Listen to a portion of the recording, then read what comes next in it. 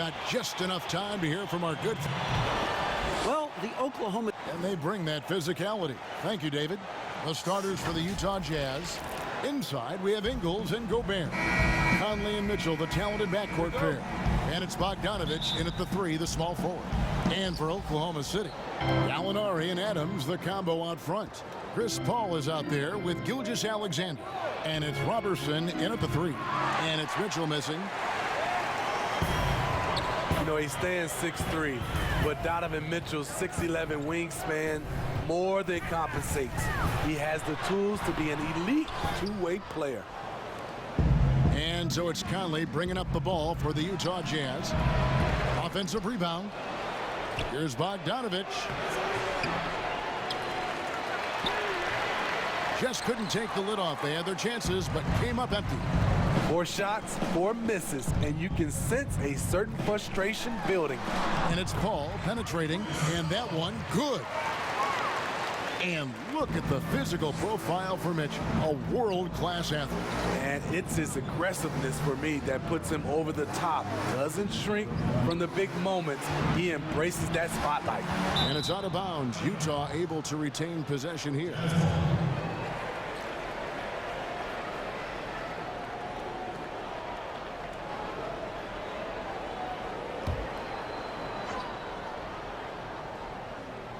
And now just over a minute played here in the first.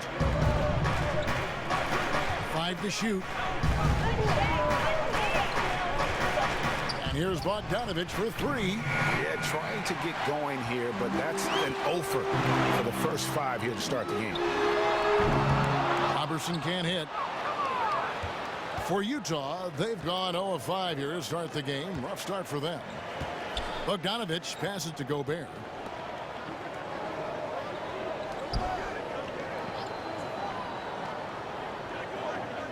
And it's Bogdanovich in the corner. Launches it.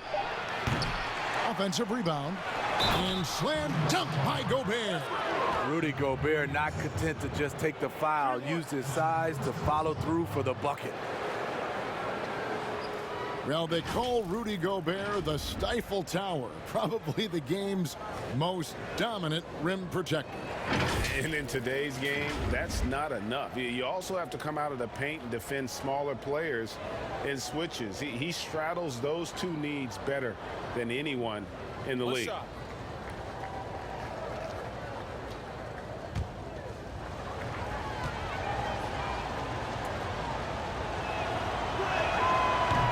And Smitty, as tough as they are on D, the Jazz have been middle of the pack offensively. How do they improve there? You know, GA, they can be a top 10 offense. The 2 things that have held them back are turnovers and poor free throw shooting. Here's Paul. His shot is good, making him a perfect 2 for 2 from the floor.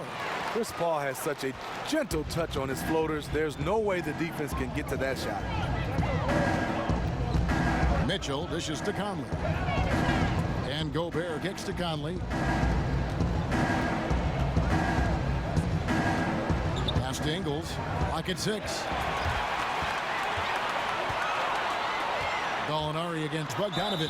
And the call on the shot that sends him to the line.